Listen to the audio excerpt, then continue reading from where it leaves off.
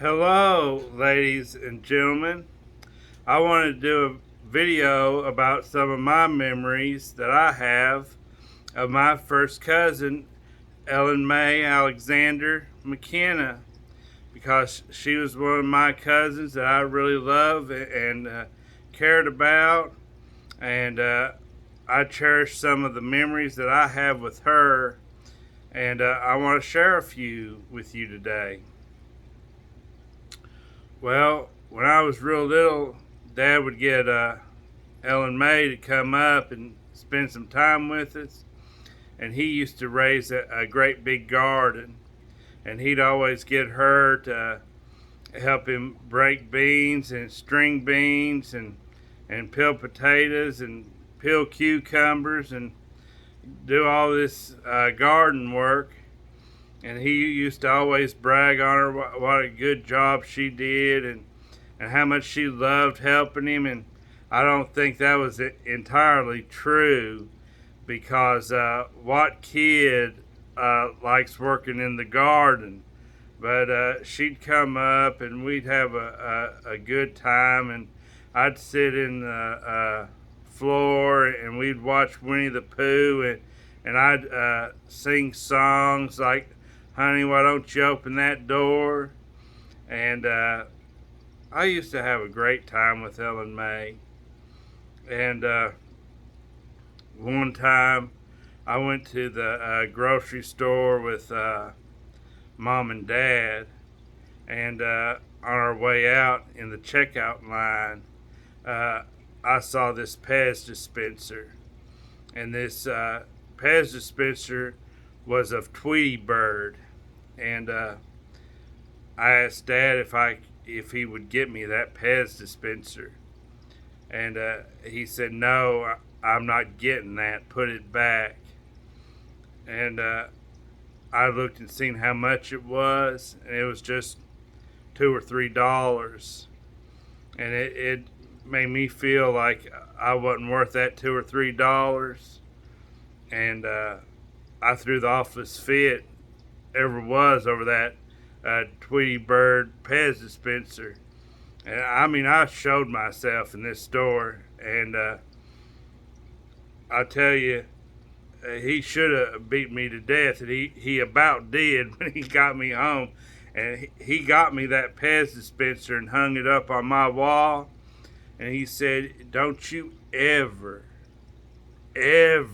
touch this Pez dispenser. This Pez dispenser is going to be a constant reminder to you of what you done at that grocery store, so you will never forget what you done."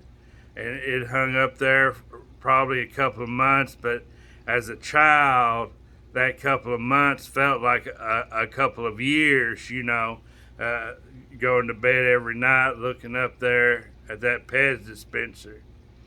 And Ellen Mae came up and she saw that Pez dispenser, and she said, "I'm going to get that Pez dispenser and I'm going to eat them Pez out of that."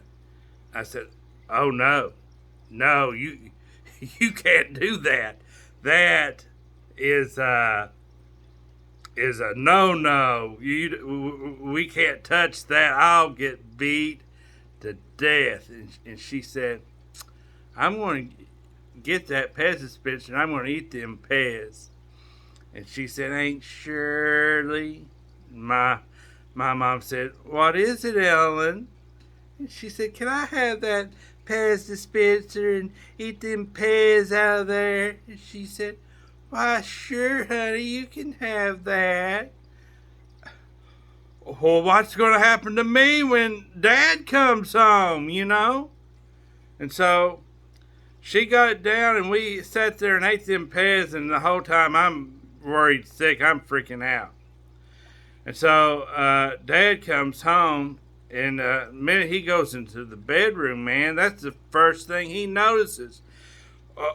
What happened to Steve's Pez dispenser? Oh, I gave it to Ellen Mae. Well, that was all that was said about it. But boy, I was worried sick until then, because you know, I was worried about getting my tail busted. So, well, we'd go down there to Granny's, and Ellen May and Missy would always be down there, and they'd always send me with $1. And there was a gas station right beside a Granny's, and we'd walk through this field, and this field had really tall grass, but we had us a path wore out in the grass to get to that gas station. And all of Granny's kids must have made several trips a day, because there wasn't even any grass growing on that path. And we'd go over there, and my little dollar never would buy what I wanted, because I always wanted either that Big League chewing tobacco bubble gum. I thought that was the berries. And I liked them little candy cigarettes that came in a little pack. And I never could afford to get that, because I always had $1, and I always had to settle for a little pack of M&Ms or a little Snickers bar or something that was 88 cents, which I guess I was lucky to get that. And I'd always end up eating part of what Ellen May and Missy got. And during Easter, we'd go over there and get them little eggs, them little chocolate eggs, and some would have like almonds in the center, or Rice Krispies. And we'd go back in Granny's back room, and we'd get a towel, and we'd fold it to where it looked like a bird's nest, and we'd put them eggs in the center of that towel, and we'd sit back there and eat it and pretend we were eating eggs out of that nest. And man, I enjoyed doing that. And and another time, me and Mom and Hazel and Leanna and Missy, we were going somewhere. I don't know where we were going, but probably up there to the old farm that Grandpa owned, and he mined coal off his farm. And that might have been where we were going. I really don't know.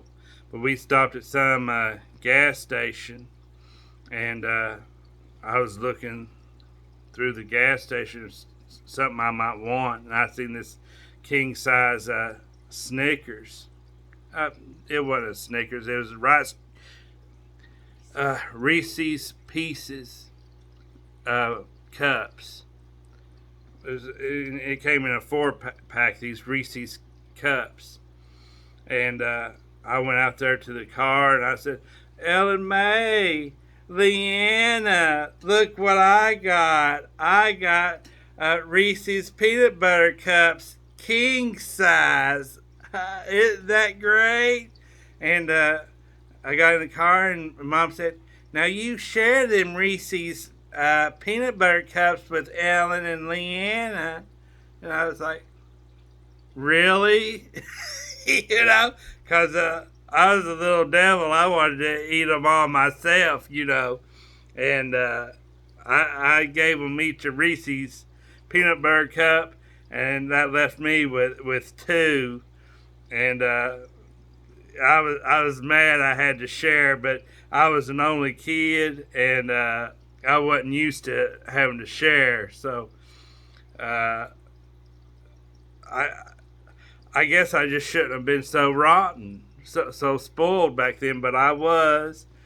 And we were driving down the road, and it was summertime, and it was hot, and I was chewing some bubble gum on this trip, I think, and I rolled the window down long enough to throw that gum outside. I remember I got yelled at for letting all the air out of the car, and it took forever for the car to cool back off. Man, that taught me not to roll the window down for nothing. If it was hot outside, we burned up. But another time, we went down there to Granny's, and Ellen May and me, we went across the road to where they lived. And they lived in this big white house at 2 stories, and the wiring wasn't too good in it, and it wasn't insulated or nothing. And it's tore down now. It doesn't exist anymore, but when I was a kid, it did. And they always claimed that this white 2-story house was haunted, and that back in the Civil War, that they used that house as a Confederate hospital, and that a lot of them Civil War soldiers had died in the rooms of that house while they were being operated on, and different things. And we went upstairs, and we got talking, me and Ellen did, about that house being haunted. And I said, it's all right, Ellen, if we run into any spooks or any poltergeist or any specters, I said, I'll take care of it, because I know what to say to vanquish these spirits. And she said, well, what do you say, Stephen? And I said, well, if you see a specter, you say, in the name of Jesus Christ, Christ compels you to cross over and to tell us what's wrong, and to head towards the light, you know. And she, I couldn't see her, but she started making these moaning noises, because it had to have been coming from her, because it couldn't have come from nowhere else. Just, whoa. She scared the bejeebies out of me, son. I thought we had some ghost after us, and I ran downstairs, and at the bottom of these stairs was a door, and you had to push it open. You couldn't pull, because if you pulled, you'd be pulling it into the stairs, because it was right at the bottom of the stairs. And I was pulling and pulling on this door for dear life, trying to get it open. I couldn't get it open, and the whole time Ellen's back there behind me going, ooh. and I said, oh, I gotta get out of here. I was so scared. And I pushed, finally I pushed it open. I got out of that house, and Ellen May's behind me. Those ghosts are going to get us, Steve. Those ghosts are going to get us. And I ran inside the house. I said, Granny, those ghosts across the road, they about got us. And she said, you're going to have to stay out of that house. Them ghosts are going to get you. And Granny always loved telling ghost stories and things. I think to keep us out of trouble, because she always told us that Mr. Hazelwood walked up and down the road, and that he used to own the land where Granny's house was at, and that his house had burned down, and that he would look at their house where his house used to be, and just walk up and down the road.